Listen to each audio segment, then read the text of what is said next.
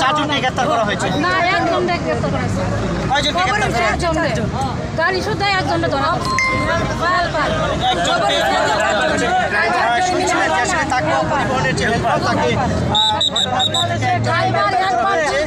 এবং এখনো গ্রেপ্তার হয়নি বলে জানিয়েছেন। চালক কি গ্রেপ্তার হয়েছে? না,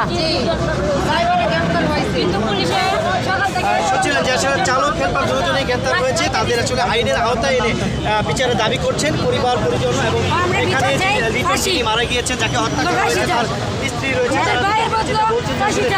সুষ্ঠু তদন্তের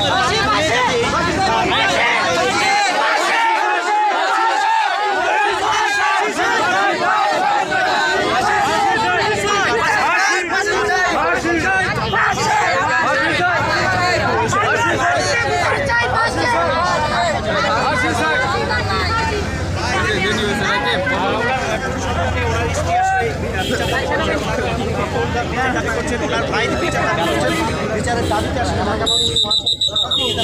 অবস্থান করছে। তারা যেটা বলছে যে আসলে ঘটনার পরে এখনো পর্যন্ত তারা হত্যা মামলায় নেয়নি। আমার